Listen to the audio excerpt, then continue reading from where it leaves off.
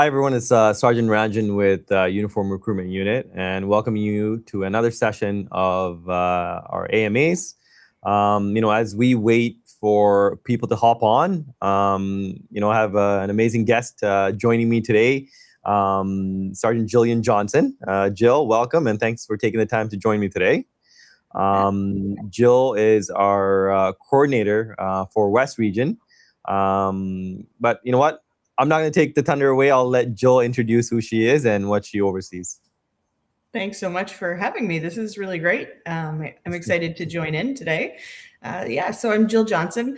My title is the Community Mobilization and Engagement Coordinator for West Region. So there are one of me in each of the regions across the province.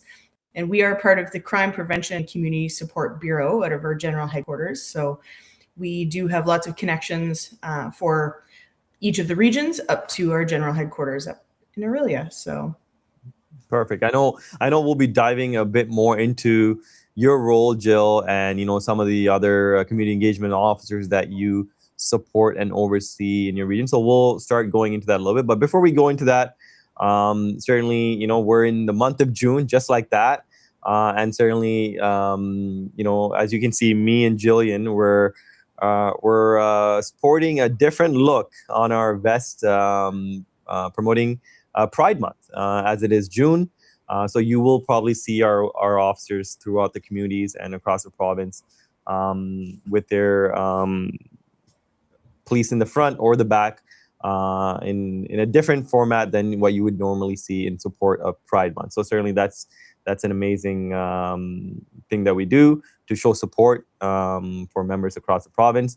One of the things that we have is with June coming up, a lot of our outreach events, our community engagement events, certainly where you get the chance to kind of meet our officers, engage with recruiters. You'll be able to kind of understand what our hiring process is. And if you have any specific questions about our process, this is the great time that you can probably attend and speak to us. So starting with tomorrow, we'll be at Mitchell hosting our shuttle runs. If you have already signed up, we're looking forward to seeing you. If you are looking to attend our session, and if you do have some time to do so, please stop by and see us there. If either you want to, achieve your certificate for our application, or you're looking to see what the testing looks like, or even speaking to one of our recruiters, it'll be a great way for you to kind of get yourself in the process. And we have the information session also. I will be hosting the OPP information session here at OPP General Headquarters. Also tomorrow, the session starts at 6 p.m. With registration at 5. So please come on by. Even if you're in the area and you haven't registered, I encourage you to stop by. I really try to cover everything that has to do with the hiring process. But not only that, but certainly all the opportunities that we have available and what sort of positions you can probably see yourself in as you go through this career, focusing on the uniform side, but also the civilian opportunities that we have. And next week, we will be in Thunder Bay for our OPP Bound happening, the North Edition in Thunder Bay, Ontario. So we have our team members finalizing all the details there, and we will be there in person. So for those of you that are in our process for the Bound, we look forward to seeing you, and certainly all the people that are registered for that event. Please go on opp.ca/events, where you'll be able to see all the events that we have scheduled. And I'm looking at all the ones that it feels like we have more events scheduled for the month than the days that are in the month. So a lot of opportunity for you to take part, participate, engage with us to understand what our process is all about. Again, so as we wait for people to pop on, certainly, Jillian, getting back to your role specifically, maybe we can kind of expand and talk about that, because people always talk about what can they get involved in as a frontline member. And I think the CEO position, the community engagement officer position, I think has a lot of different takeoff points. So maybe you can talk about that because you were a CEO prior to coming into your role right now. That's right. Yeah, I have quite a bit of experience with community engagement. Now, when I was doing the different roles, they had different names, which other people might be familiar with. So we had referred to them as school resource officers. That was one of the positions, the media officer. And then we had what we call sort of the community services officer, CSO. We had community mobilization officer. So there were a bunch of different titles.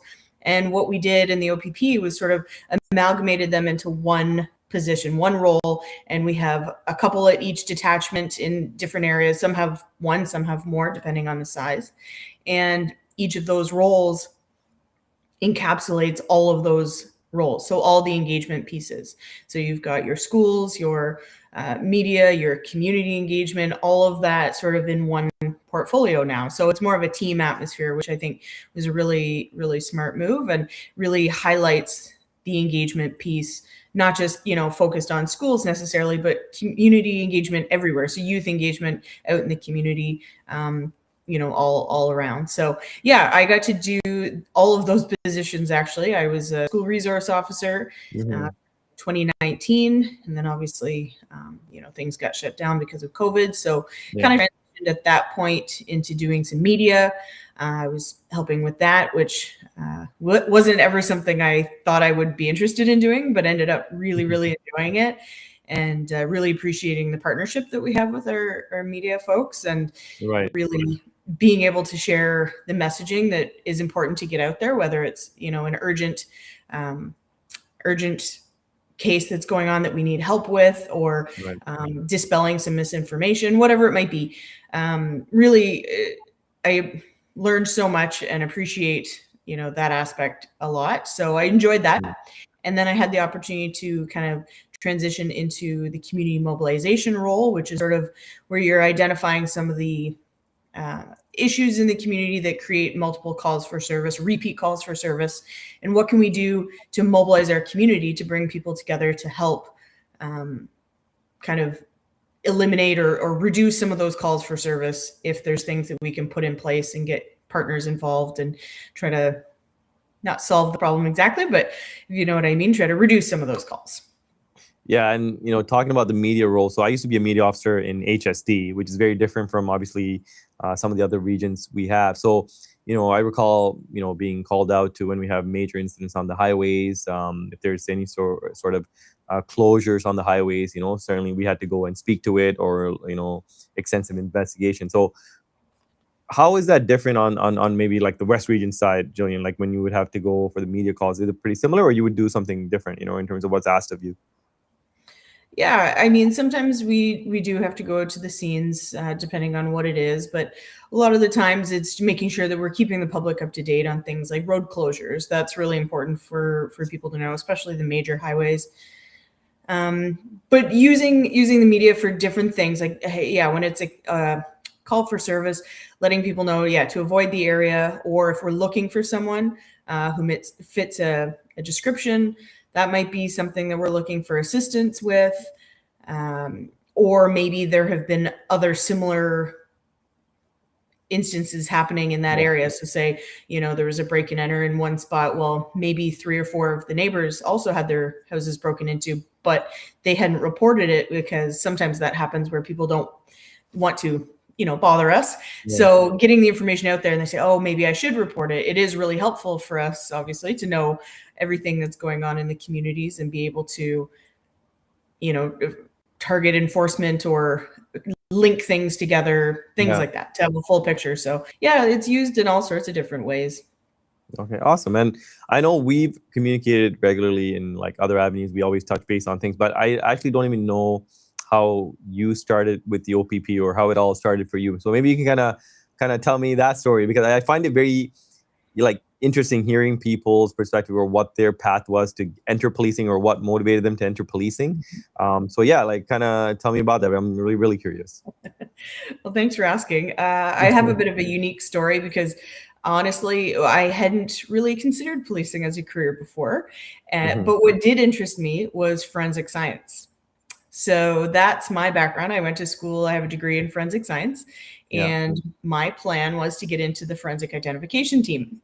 That was kind of what really, I'm very passionate about that. So when I got hired in 2013, that was my goal. And I really very quickly after getting hired, got to do the SOCO course, so the Scenes of Crime Officer position, and got to do some of the more minor crime scenes, break and enters, assaults, things like that. Had some really good luck. Or skill, I guess, whatever, where we were able to identify some people from break and enters and made some good arrests and things like that. It was really good. But then shortly after that, I had two kids. And looking at the forensic identification team and the schedule and the call outs and the busy, it just wasn't going to fit for my life now. So rather than dealing with some of the reactive after the fact, after crimes have happened, kind of transitioned into the proactive, preventative side of things, where I like to think that I've helped prevent crimes from happening, whether it be with youth and highlighting some of the things that they need to be aware of to keep themselves safe, or whether it's driving behaviors, preventing collisions from happening, impaired driving, stuff like that, or even frauds and scams. We do a lot of presentations with vulnerable community members, especially older adults, teaching them about what scams are out there. So I really, really enjoy it now. Yeah, I wouldn't change anything, but that was sort of my zigzag path to get here. And So you said you got on in 2013. Yeah. Was that in January or June? Maybe which intake was it? It was the January one. Yeah. Because the reason I asked that is because I got on in 2013. I was a September class. Okay. So obviously you were ahead of me. You were at the start of the year, so I missed you by a couple of classes there. So that's awesome. So we pretty much have the same timeline on here. So one of the questions that was asked here as a follow up to your answer there, for an officer that's looking to be a CEO, community engagement officer, what sort of path should they set themselves up with, or get experience in for them to be considered for that role when they're on the front line? Yeah, that's a great question. I would say anytime that you have the opportunity to go to any event that's going on. So, I mean, Pride Month being a perfect example, getting out and connecting with communities. There's always different events happening. Just going out and showing support and being there, connecting with people, getting that experience of, maybe stepping out of your comfort zone if you're not used to just getting out of the cruiser and walking up and talking with people when it's not a call for service. Do you know what I mean? Sometimes that's a little bit different for people. So, but anybody who's been in auxiliary knows the impact that community engagement has, going to all those different events, connecting with people, especially, again, I get back to young people, summer camps, that we're coming into the season where, so many different events with kids are happening. So just going and connecting, handing out stickers, or anytime that you can just show up and be there and be part of the community and be approachable and have conversations with people. They might ask you all sorts of things. If you're just walking around, they'll come up and connect with you. So getting experience that way. But I would say also making sure that, any sort of content online that you're posting yourself on your private pages needs to be considered, because it does reflect yourself and it reflects the organization. So understanding that in the community engagement role, often you are sort of the face of the detachment. People get to know you, you represent your whole community. And so your behavior online or your behavior everywhere, I mean, as an officer to begin with, but also in that specialty role, being the face of the detachment, is really important that people are treating that respectably. You know where I'm going with all of that. Yeah, absolutely. No, totally. Yeah, that's absolutely right. And I know the school resource officer, that's one of the roles you would play as a CEO, and it varies from communities to communities. Some communities have school resource officers that are very, very active in schools. Some schools, you don't have that. So in your experience, Joe, like what is that? Can you kind of talk about what that role is, or what a CEO would do in a school resource officer role? Yeah, so our CEOs that have school portfolios are really the conduit between detachment and the schools. So they connect with, principals and teachers to make sure that we have open communication. But they spend a lot of their days at the school. A lot of them have offices there where they will just set up and kids can come by and ask questions, whether it's related to an investigation or whether they're seeking advice. Sometimes it's career conversations. Sometimes it's, trouble at home or whatever it might be. The more that they're there, the more they're just seen as being part of the school community and being, promoting a safe school environment, that kind of thing. A lot of them will do presentations. We have a whole range of different sort of proactive, preventative presentations we do, all sorts of age groups. So it ranges from daycares, preschools, all the way up through high school. And anytime there's a need for things to talk about, online safety or bullying or even substance use, we talked about that, those kinds of things. So it's just such a great way to connect and share those messages. So that's the big thing. But I mean, also parents, like we're a good connection for parents and getting resources in place. One of the things that we help with Safe Schools has to do with violent threat risk assessment. So a lot of our school boards have sort of that protocol in place, and we help with that. So there's never a shortage of of work when it comes to the schools, but and branching out to doing things like our daughters just had their fun fair at their school, and there was an officer there with her cruiser and handing out stickers and doing fun things like that. So yeah. Different question here from one of the members. The question is, as a current member of the OPS, when I lateral my pay or pension over, will I still be eligible for my current pay rate to transfer even as a fixed time member of the provincial corrections role? I've heard only full-time members are eligible to do so. So again, totally depends on where you are, if you're full-time or part-time or fixed term. These are things that would be taken into consideration. But certainly I would really, really encourage you to reach out to us to kind of clarify exactly where you are. So I can probably provide you the correct information. Just email us at uniformrecruitment@opp.ca, and that way we can kind of tell you all the avenues of paths that are available to you in terms of, your pension being carried over, and certainly your rate of pay kept consistent.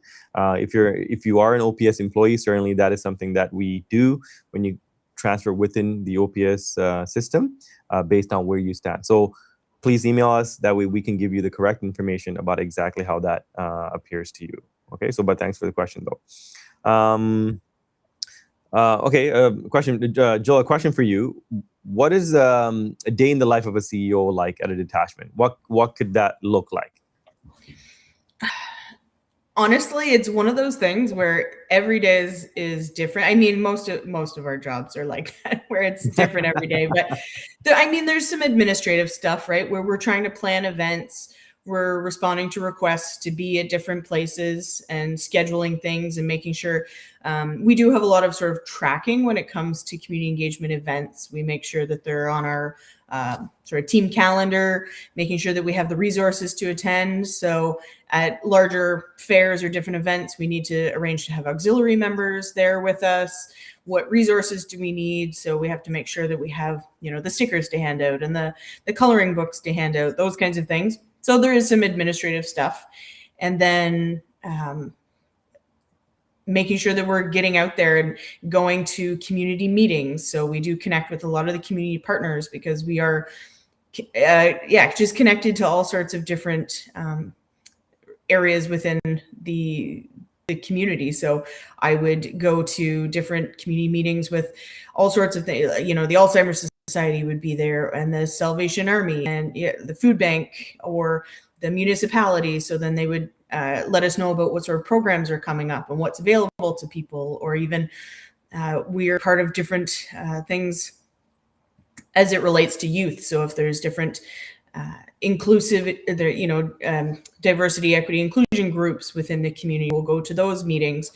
So there's some of that. And then if it is during the school year, often they'll spend time between different high schools or elementary schools and whatever the requests are. Sometimes it'll be at a church group and we'll go and we'll talk about frauds, but just making sure that we have all the resources available to us to be able to do those things. Yeah. And so there is a lot of planning that comes in, and also making sure that the detachment's aware of things. So if the school is your portfolio, you want to make sure that your detachment knows, what time are the buses arriving and drop off is happening? What are the big traffic, times where we want people there doing school patrols to make sure Mm-hmm. everyone's being safe? What are the lunch hours where maybe the student's driving? Sometimes their driving behavior is not ideal. So for patrols at lunch hour, what is getting people out there and doing those things? Mm-hmm. Yeah, I mean, you just never know where you're going Yeah. to, Yeah. where It just you're goes going back to what you talked about earlier. Like all of our roles, no matter what role you're in, every single day can be very, very different. When you show up for work, you're thinking you might be going to do one thing, and it totally changes on a 360 or 180, depending on where it goes. So no, I totally, totally agree.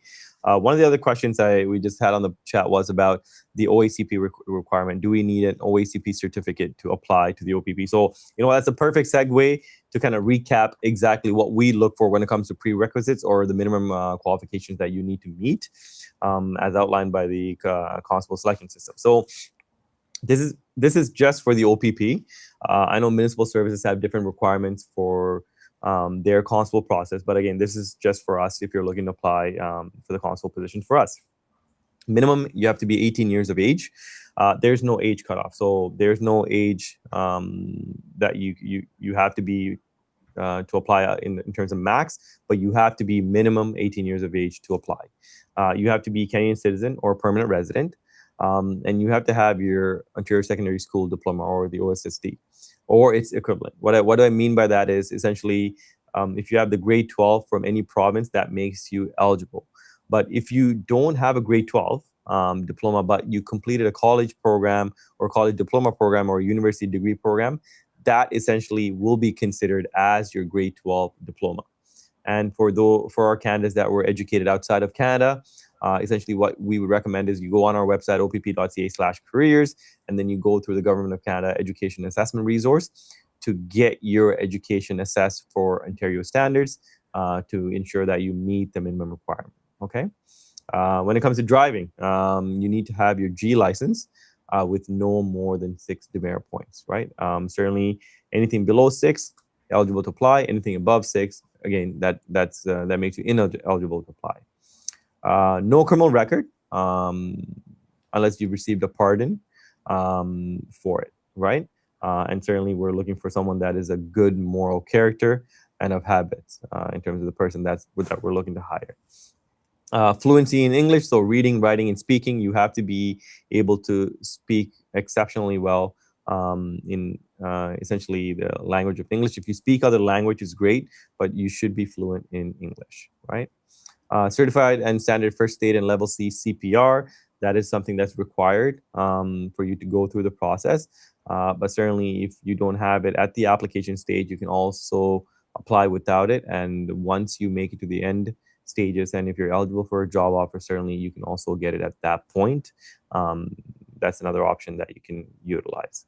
When you go through the process with us, you have to have the ability to pass a medical, psychological, security, and financial assessment checks along with the detailed character investigation, which all takes place during your background investigation stage. One of the other things that we always talk about consistently, being physically and mentally ready to be able to do the position, do the duties of this position. So essentially, we test your fitness when it comes to that. You have to be able to achieve level 7 on the shuttle run. And again, you can do this in various ways. One, you can show up in person at many of our events across the province that we host. You can do the shuttle run even prior to applying. So you're able to get the certificate, the shuttle run certificate, which you can use 30 days. You'll have 30 days after obtaining it to submit your application. Or you can submit your application, and once you hear back from us, you can also submit a virtual video by self-recording yourself and submitting that video for assessment. So there's 2 options that you can utilize. And finally, certainly when you apply, you're able to pick 6 detachments to be considered for your posting location. So that's our minimum requirements that you need to meet. So in an overall way, when I go back to the OACP requirement, we don't require it.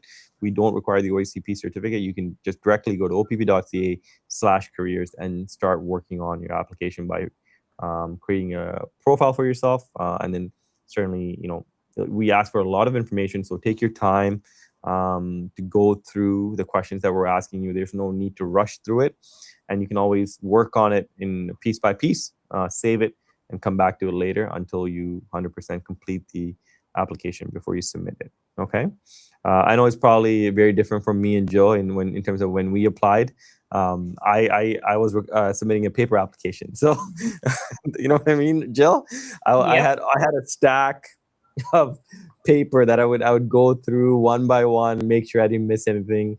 So certainly we've come a long way, and the portal is self-sufficient in the sense that it'll tell you what's there, what's missing, so you're able to keep track of what you need to upload, which is exactly what we need to do. Okay. So Jill, going back to your role, there's another question here. In a community engagement role, when you're having conversations with people when it's not an emergency situation, what does the daily interaction with the public look like? Are they all positive? Are some of them challenging? Maybe you can kind of elaborate that a little bit. Yeah, that's a great question. You know what? Usually when you're out at an event or within the schools, or even just out doing foot patrol when it's not an emergency, usually those conversations are very positive.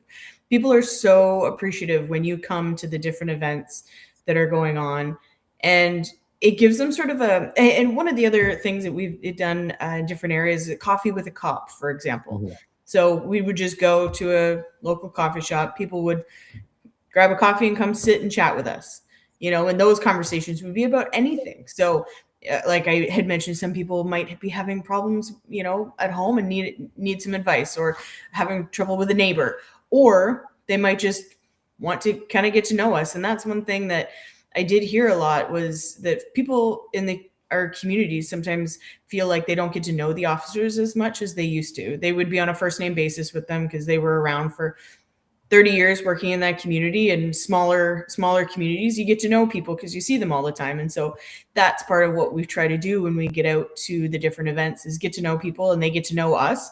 Mm-hmm. And know, what it is that we do and why we do it, which I think is really important for them to understand, that we're not just out giving tickets or charging people. We are part of the community. We want to make sure everybody's staying safe. We want to make sure that, people are informed of all the different ways to stay safe and how to report things. That's another big one. Or people just don't know what the challenges are. And sometimes, and some of the issues that we're seeing, sometimes people will ask, like, so what's a big problem right now? Or they'll come and tell us what the big problems are. They'll say, we have people speeding on our road all the time. You can sit in our driveway and do radar.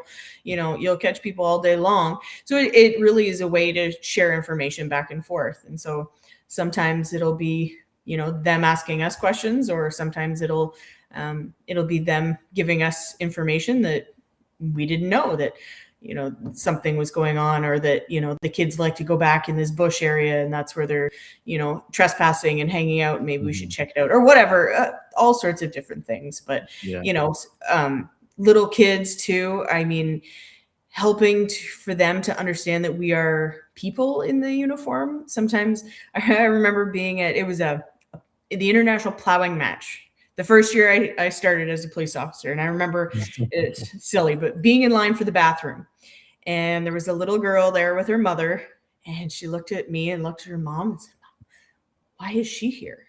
And her mom chuckled and was like, "Well, she probably has to go pee too, right?" And sometimes for them, they don't necessarily understand or see. It's like teachers, right? They think that teachers live at the school, but anytime you have the opportunity to just have a conversation or say hello, people want to take pictures with us all the time, out in the community, they'll just ask for that. And that's great.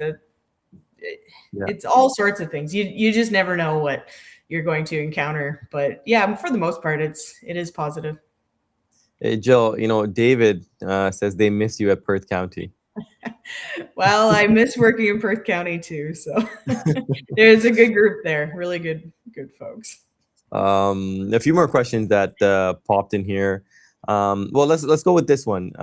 Jill, do you think, I think this is obvious, do you think having children has helped you acclimate uh, to this role? Can I expand on what your thoughts are there on that one? Yeah, I 100%, because you get for somebody before who didn't have children, going to those, say, daycares or the small grades within the school, your kindergarten, grade 1 classes, and you just get swarmed by all these kids who have all sorts of questions and they want to touch everything, and you get more used to that when you have your own and you know how to kind of like Yeah, manage that a little bit, yeah, and what kind of conversations or how to talk with them in a way that they connect with you a little bit more, or knowing, yeah, the things like always having stickers on you so that you can, you know, yeah, um, yeah, build those bridges, because sometimes just trying to say hello to a child, but when you can kind of offer them, whether it's a coloring book or a sticker. But yeah, it's having kids has totally changed my perspective for sure, hmm, and that's one of the reasons why I really enjoy the preventative side of things, especially when, it could be their friends, it could be other people, and you meet so many community members too when you have kids and you're out doing at sports or with the school or whatever. So yeah, you also get to know your community members that way and your friends. And so if I've prevented one impaired driving death because I have talked with kids in schools or gone to the driver's training class and explained to them about what the risks are and what we're seeing, then that I mean, you can't measure the things that don't happen, unfortunately. So there's no way of knowing how many lives you've impacted or how many bad things you've prevented from happening. But I like to think that I've helped make our community um, safer for my kids and my community members. So yeah, absolutely, absolutely. Another question here. Obviously, we talked about what the minimum requirements are in terms of what you need to meet to submit your application. But the question here is about, what does the application process look like? So I'll speak about that a little bit. So one, definitely go on our eligibility criteria just to make sure that you meet the minimum requirements to submit the application. So the prerequisites. So please go on opp.ca/careers to look at that. And once you know that you meet the minimum requirements, essentially what you would do is you would create and submit an application package through our OPP application portal. Essentially, that's where you upload and track all the information. And even as you submit the application and go through the process, you can see in real time where your application is going through the process. Again, there are sections where you have to have mandatory information and the documentation that we're looking for. These are things that you have to submit for your application to be screened properly. What I consistently noticed is people are submitting application with incorrect information. Again, it all delays the chances of your application moving through at a quick pace, because when you submit documentation that's partially there or it's incorrect, essentially now you'll get a kickback. Again, it takes time for you to go upload it again. So all these things kind of delay the process. So for example, driver's abstract, this is applicable to people who have been licensed outside of the province of Ontario. If you have lived in another country, if you had a license there, even if it's just for a day, you had that license, now you have to provide supporting documentation. Criminal record check for out of country, transcripts, again, high school or post-secondary, if you attended outside of the province, certainly these are things that you would have to get documentation for. And once you submit the application online, there's a file number that will be assigned you upon submission, and this would be your OPP file number as you go through the process. Once you submit it, what we do internally is we will then look at your application and all the documentation. We review it for completion, just to make sure all the information that we're looking for is there. If everything checks out, essentially what will happen is you will be invited to participate in a physical assessment, which is the Ledger 20-meter shuttle run, depending on whether it's in person or whether it's going to be virtually, depending on if you did it prior to submitting your application, you submitted the shuttle run certificate. These are things that would be considered as you go through it. And again, once we determine you're capable of getting level 7 on the shuttle run, now your file will then move on to the pre-screening stage for interview selection. Essentially, people that are successful at the pre-screening stage, you would get a pre-background questionnaire to fill out, and you will also be invited to the local focus interview. And again, in this interview, and I get this question about this all the time, what happens in the interview? What is it that you're looking for in the interview? How can I prepare for it? Again, the applicants are assessed on various areas, and that's where you would go look at the areas of assessment, which is the pie chart that we have, which covers the 10 areas of assessment, which includes background, including work history, education, driving history, fitness level, community involvement, and essentially a motivating factor of why you want to be a provincial constable. So these are things that we would assess you at the interview stage. And certainly we also look at your references. You will be required to provide references that we would contact as you move through the process, right? Again, so that's at the interview stage. And once you complete the interview stage, and if you are successful, then you will move on to the OPP's background investigation stage, which includes the OACP medical examination package, including vision and hearing assessment, securities inquiries, financial inquiries, employment character, and learning reference checks. We also do a home interview and a psychological assessment. So again, these are multitude of factors and stages that you would have to successfully complete. But again, we make sure you thoroughly understand what each stage is, how to prepare for it, and we give you guidance. And anytime if you have questions, certainly you can reach back to us.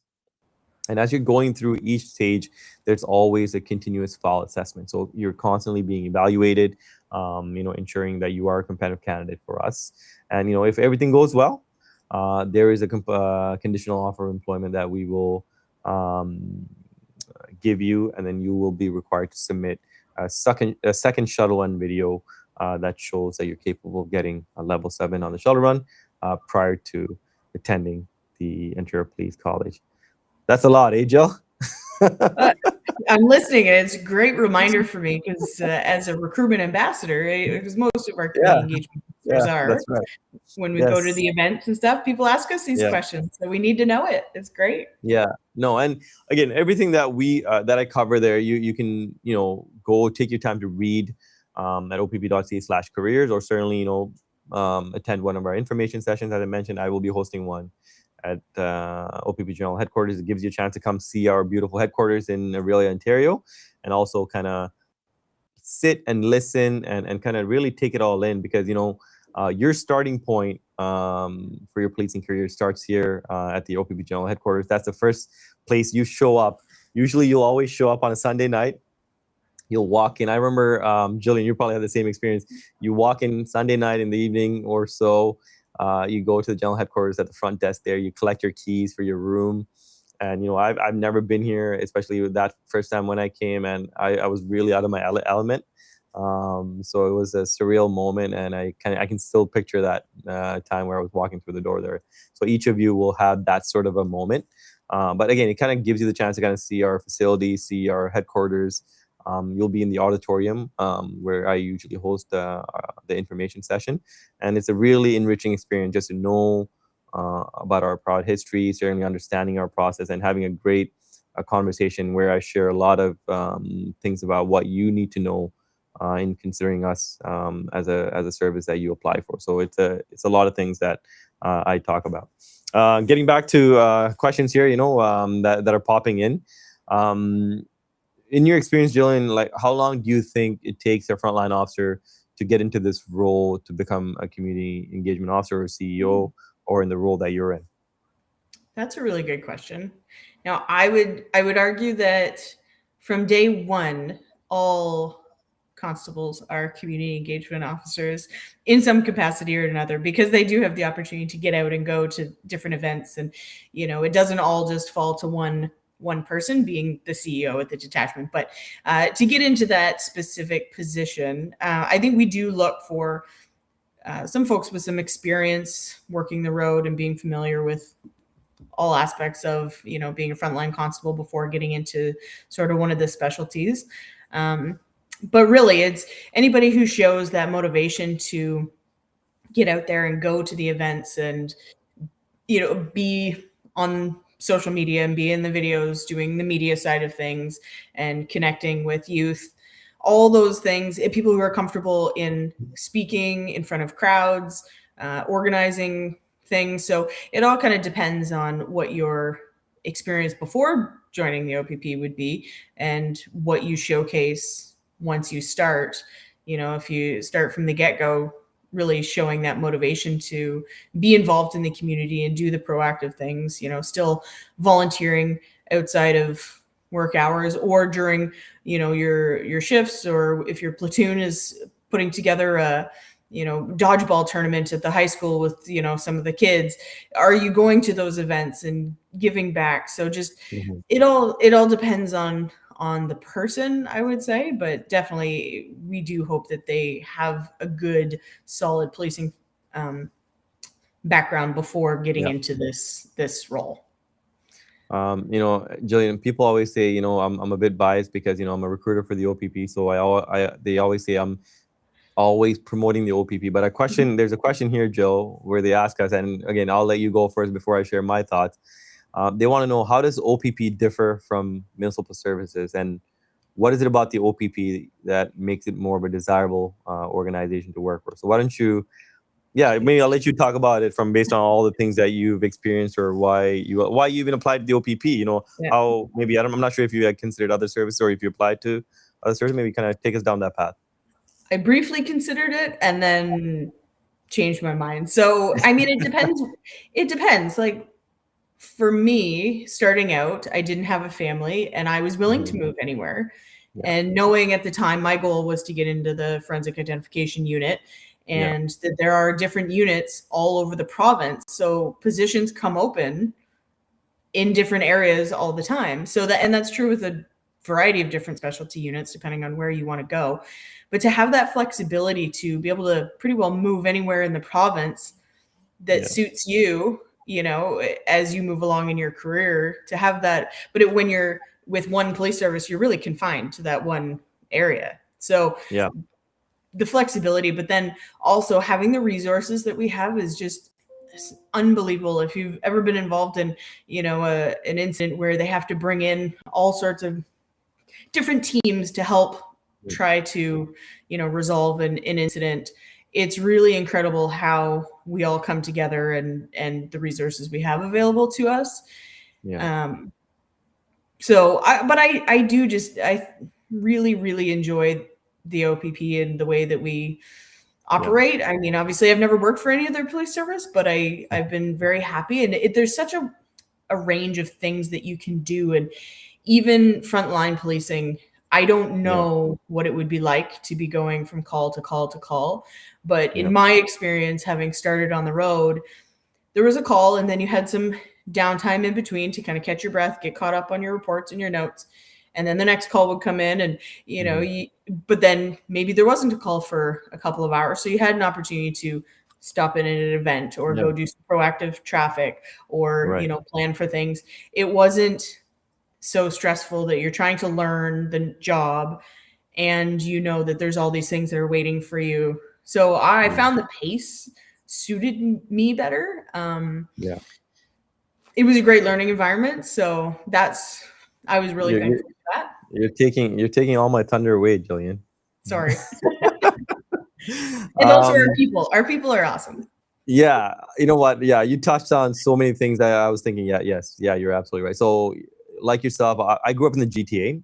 So, predominantly I grew up in an environment where OPP was not the primary police service. So it was a municipal setting, right? And I did my research on all the police services, and I always found myself, for one reason or another, being pulled back to OPP. So after I sat down and considered all the factors, I only applied to the OPP. And luckily, I was hired during my first application and the first opportunity. And like you said, I was posted in East Region. I started off at Quinte West, and we were the municipal police service for that community. OPP was the primary police service, and working in a general duties detachment, I agree with everything that you said. You had the opportunity to learn and grow do proactive things while still reacting to calls for service. Mhm. So there was a good work-life balance, and the opportunities that, like you touched on, it's unbelievable. I feel like, for the years that I've been here, for all the things that I've been able to take part in, from a provincial initiative to massive government initiatives where we have, for example, FIFA is coming, and OPP is playing a huge part in that sporting event that's happening. So I just think, in terms of all the amazing things we get to do and not being restricted to a certain geographical location, and the freedom to really pick up and move wherever you want based on what works for you. Yeah, it's surreal. So sometimes when I say these things, people feel like, what, you're supposed to say that as a recruiter. But like it's nice that you said that, because it's true. I think many of our officers have and feel and enjoy these perks of what the OPP offers. And I think in any role, and I'm sure you can attest to this, Jill, like, sometimes you're in a role and, you've outgrown it, you want something different, you want change. And I think that's where it makes a huge difference for us, that you can actually do that. You can change not only the role, but you can actually change the physical location of where you do that role. So I think a lot of people benefit from it, as they pursue an amazing work-life balance. And I think we really do come very, very close to offering a good work-life balance for our members. So yeah, great question. And it kind of takes me down a path of, all the things that I've kind of done here. So that's really, really good. Getting back to some of the, I know one of the other things I want to ask you, within the CEO role, I know we talked about the school resource officers, we talked about the media role. I don't know if we touched on the community mobilization part of the officer role. Like, is that something that you can share in terms of what that looks like, Jill? Yeah, so that's kind of,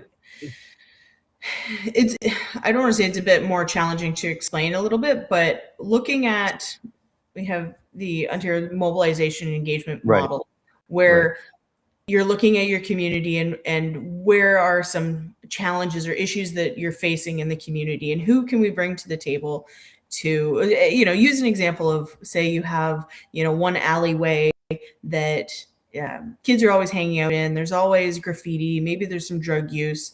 Well, how can the police coordinate with other members of the community? So maybe the businesses that are right there, or maybe it's bylaw, or maybe it's the municipality to put in more lighting. But do we need to increase foot patrol at night? Do we need to, ask the business owners to maybe put up some cameras, or other things that we can do to help resolve some of these repeat calls for service, or repeat issues, or problem areas that we're having? And who can we bring to the lower those? So I'll give you an example of one of the things that I did, working in Perth County, recognizing that we're having a lot of conversations about human trafficking.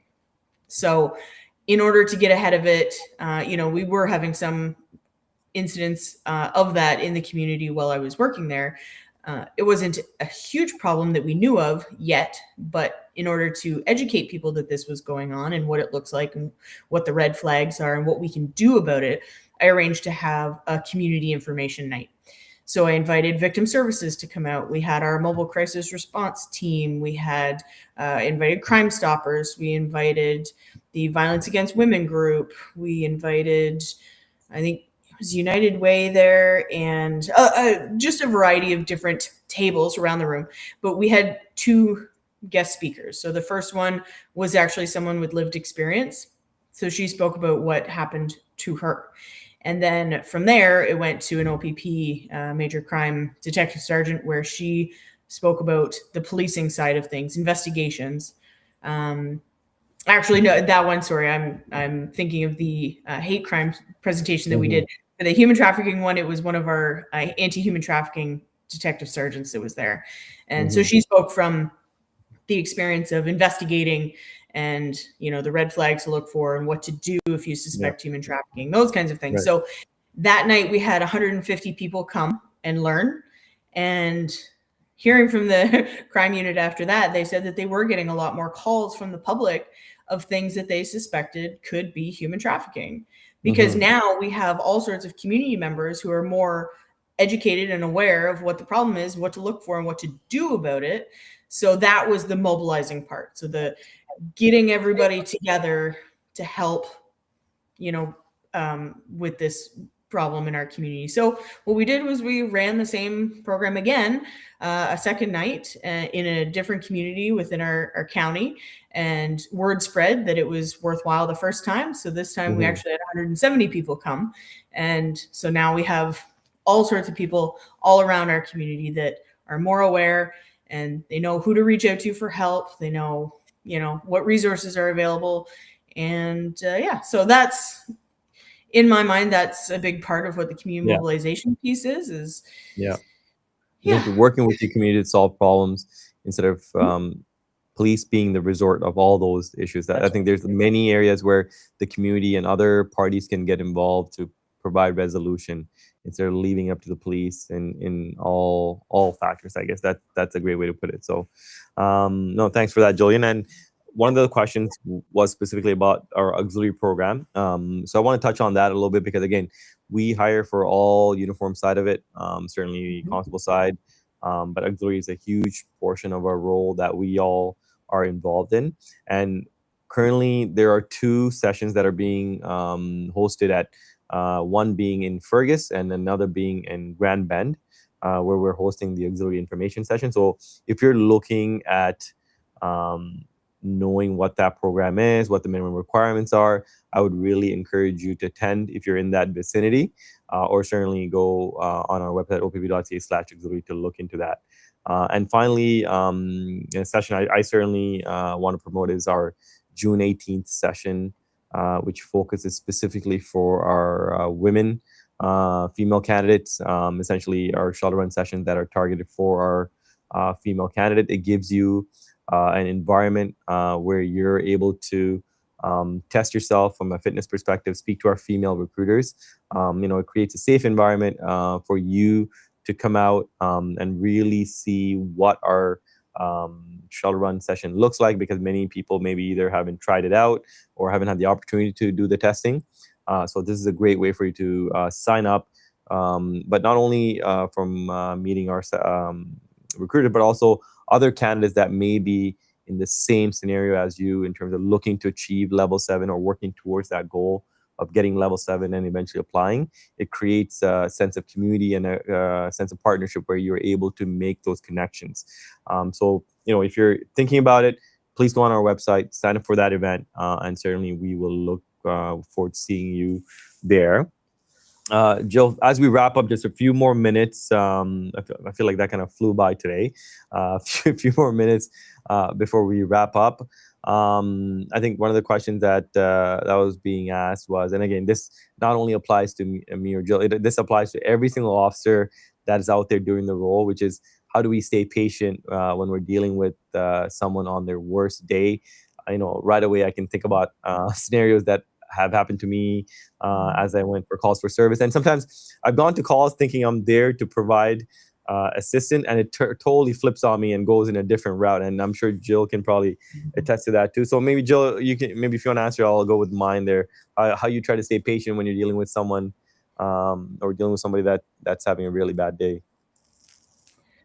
Yeah, just trying to be empathetic and understanding that it's just another call for service for you, but for them, it is probably one of the worst days of their lives. Right. And there's always more to it that you don't see, or that you're only getting one snippet of the bigger picture, and just trying to keep yourself calm and do what you can to try to. We're there to help people and try to help solve some of these problems that people are having. And that's whether it's conflict or whatever, that's just kind of our role. And you have to see it as, how can I help this person? What do they need right now? And whether that's just an ear to listen, sometimes that does help people calm down, is just letting them say their piece and you're listening.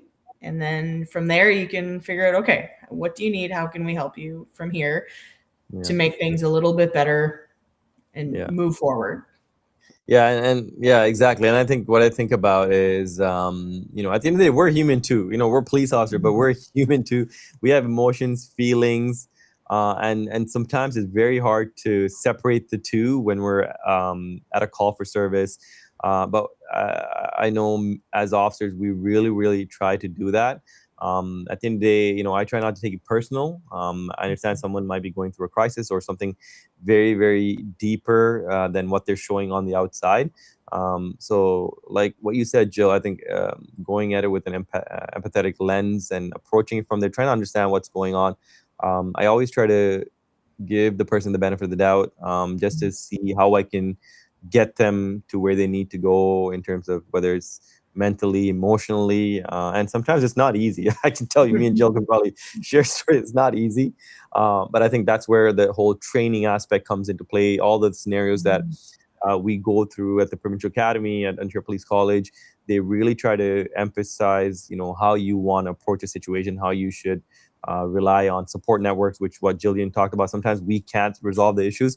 We have to rely on our community partners, the people with the training, the specific training, especially when it comes to mental health. So there's a lot of things that, as we're even going to the call, we're thinking about situation, and also, that's where when you're working with amazing team members, your platoon, usually people jump in, chime in, say, hey, I got this, or hey, why don't you try this? So I think it all comes down to like a team environment too. So there's so many facets that you would tap into to find a resolution. So and I think that just goes back to how unique this role is as a police officer in terms of all the different things that you get to do. So I'll probably say it in that sense. So hey, the only way to find out is to get that application in and get on, and you'll be able to see how you deal with that situation, because you'll probably be in a situation when you don the uniform. So I'll say it at that. Jillian, that's time for us today. So thank you, for taking the time to, hop on, kind of talk about the CEO program, what your role is. Any parting words? I know you're an ARIA with us too, so certainly you have the recruitment lens that you regularly participate in promoting recruitment and participating in events. But any parting words before we wrap up here? Yeah, no, I really appreciate the opportunity to come on and talk about community engagement and the purpose of what it is that we do, and just really highlighting how appreciated the work of the community engagement officers are. And I know our communities love it. When we're posting things on social media and sharing amazing things that our teammates are doing, like it's wonderful to see. And those relationships will last for lifetimes, especially those with young people. They remember the officers that worked in their schools. They remember those connections. And it is a great career. There's so many positive things that you can do, especially when there are negative days. There are really positive days and really positive things and interactions that you can have too. And it's, that's all. Thank you. Yeah. No, that's a great wrap up for us. So, thanks again, Jill, for taking the time to pop on. If you're joining us at our next info session, like the one I'm doing tomorrow, or at the shuttle run session in Mitchell tomorrow, or wherever it is across the province, please go on opb.ca/events. Sign up for the ones that are close to you that you can attend, or if it's at a event that we're hosting virtually. Or even at multitude of events throughout the GTA in the summertime that we will be attending. I'm looking forward to seeing you, and certainly opb.ca/careers is the starting point for anything that you need to know about our process and submission. So we'll see you at the next session. Be safe, and speak to you all.